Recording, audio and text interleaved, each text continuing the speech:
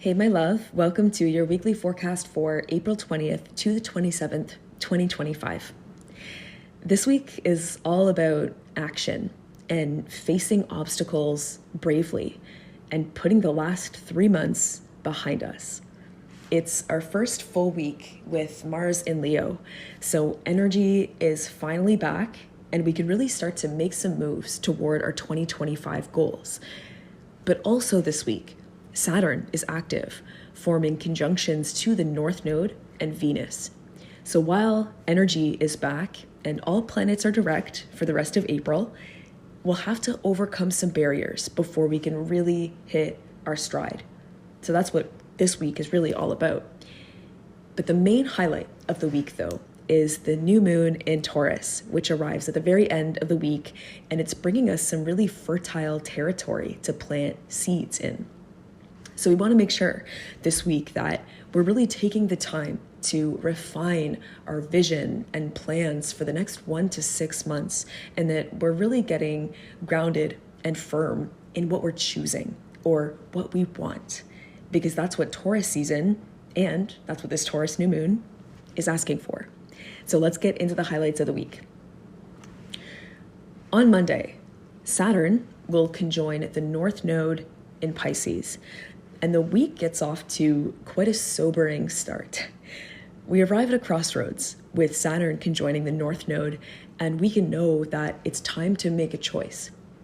Saturn is at the very final degrees of Pisces, and aligning with the North Node, we could have this bigger picture perspective of maybe the last 2.5 years with Saturn and Pisces, and just understand what Saturn and Pisces has really been about for us.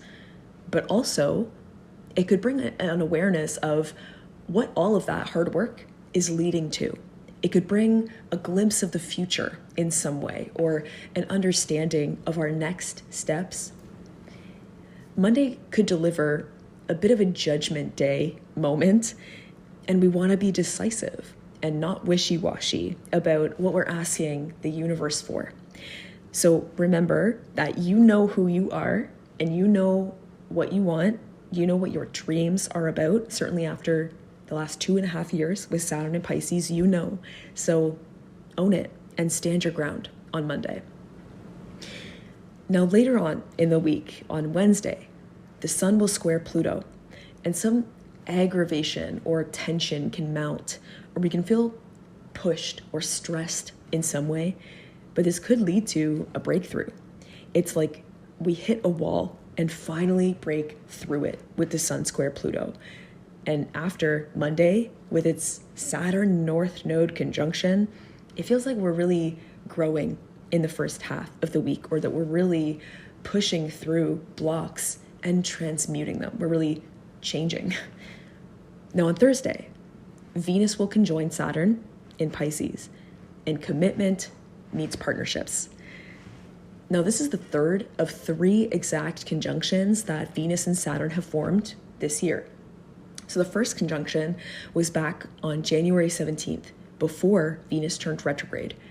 The second was April 7th, while Venus was retrograde. And now the third and final conjunction between Saturn and Venus is on the 24th.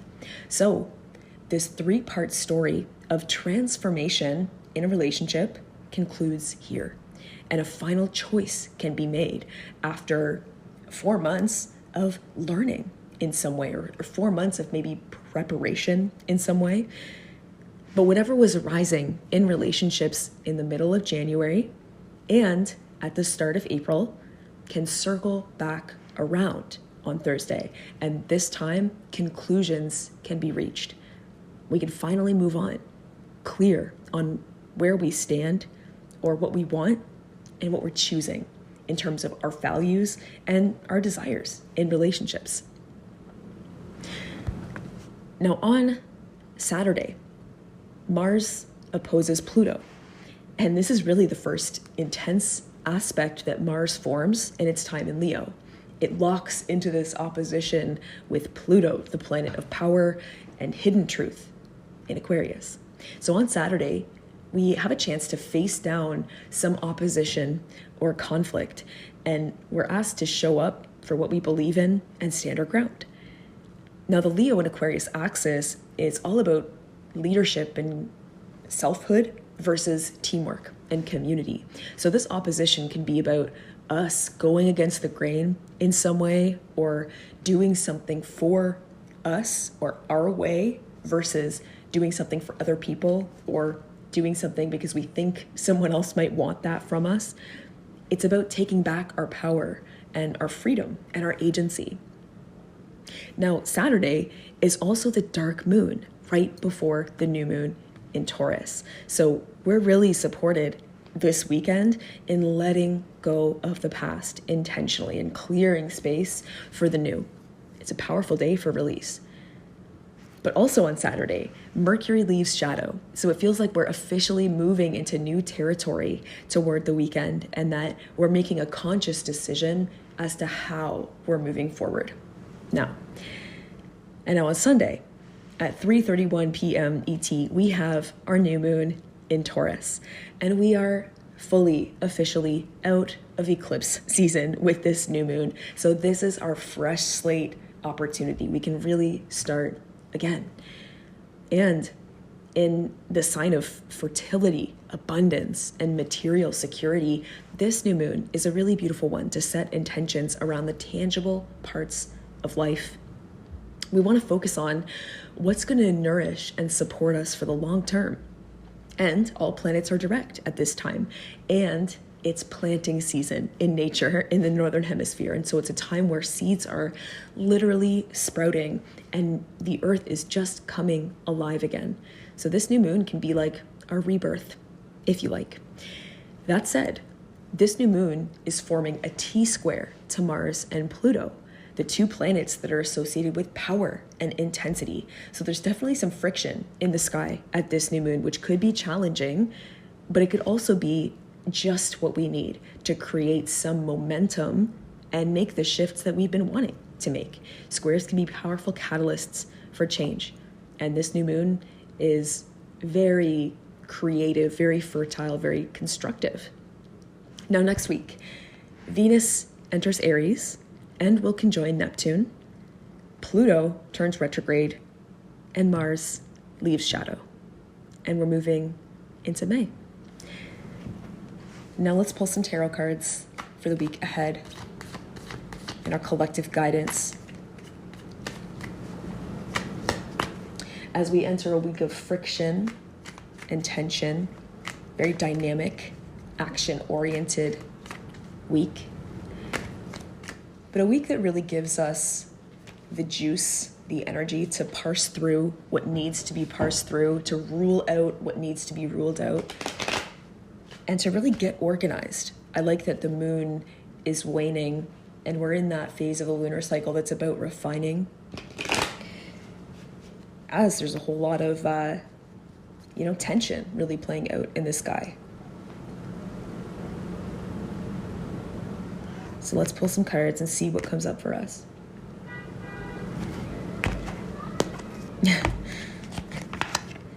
So we have the Page of Cups, the High Priestess, and the Empress.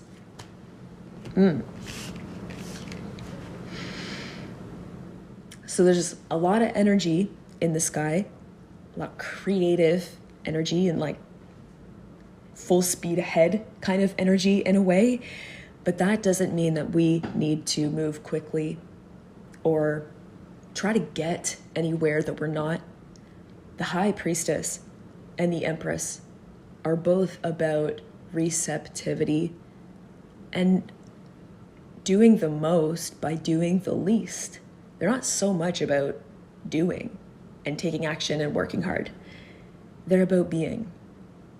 So the Empress is about being embodied and being really connected to the way that things feel around us, like in a material sense. The Empress is so embodied and trusts the feedback that she gets from her body. Reminds us that there's a season for everything. So what is the season of your life about? What is this your time to do? Where are you feeling naturally just called to take action and move in a way that like gives you energy simply to do? And where are you feeling called to just step back and maybe retreat a bit? There's like perfect alignment happening here. And I think this week can offer clarity, breakthroughs, new beginnings, invitations, doors open, Page of Cups, by making time for our personal rituals and practices and those activities that allow us to feel connected to our inner voice. The High Priestess is all about the inner voice. It's about knowing what's right and what's not right. And, psychic vision, knowing what's next as well. That hunch that you have right now about what this year is about and what the last 2.5 years have been about, and the journey that you've been on, the path that you've been on of becoming even more fully yourself, even more grounded in your power, knowing who you are and what this life is about for you. All of that could be really crystallized, I think, this week. And it's not about doing, but more about receiving. So let people tell you who they are and let people tell you what you need to know. And let life be your oracle. On the root of the deck, we have the 10 of Pentacles. So something is reaching a completion point.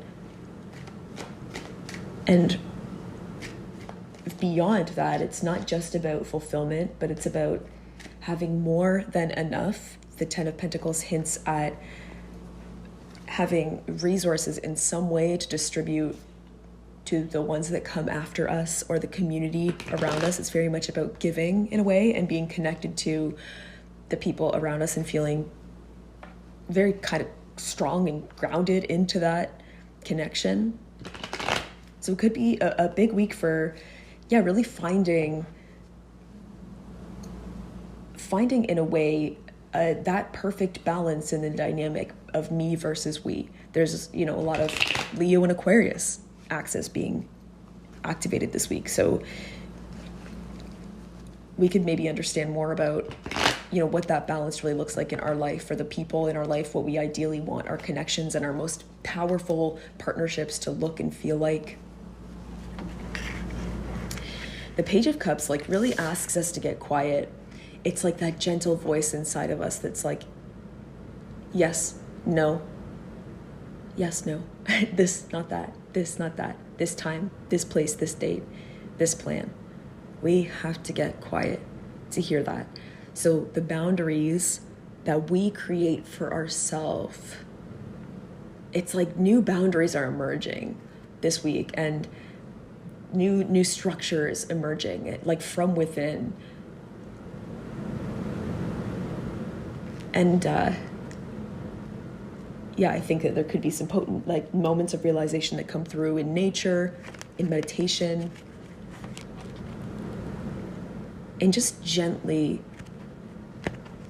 getting out of your routine in a way that feels good, Last card that we pulled is the 7 of Wands. So in a way, we are showing up. We are working hard. We are making moves. And with these Saturn activations at the very first half of the week, we might hit that wall place where it's like, I have been, when is this going to get easier? That's the energy of the 7. And with the 7 of Wands, fire energy. We're full speed ahead in a way. But I think that we could really reach a point this week where we've realized, I have reached a level of maturity and wisdom in some way that I actually have a strong foundation within myself that I can fall back on. And I think that we could actually have some really potent breakthroughs, but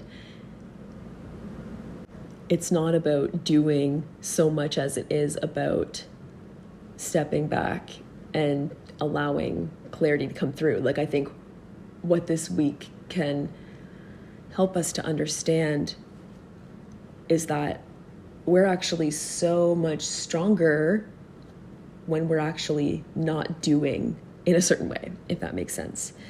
I think we can understand more about what it means to be really effective in our growth and the manifestation of our intentions.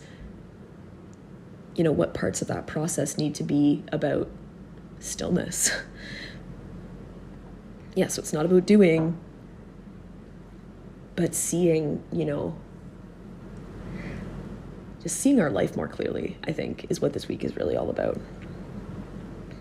And on the root of the deck here, we have the 10 of Pentacles yet again. So legacy, thinking about what it is you really want at the very end of the day, even long after you are gone. What is it that you want to leave here? With the 10 of Pentacles, we are not alone.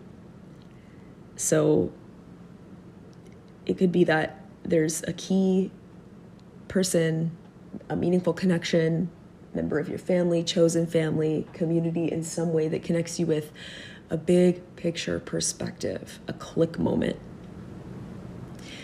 I love seeing the High Priestess and the Page of Cups for a new moon week, because it's about being inward and creating from the inside out. And we have a lot of support for intuitive guidance this week. That is what I have for you this week, my love. Thank you for listening, and I will talk to you next week.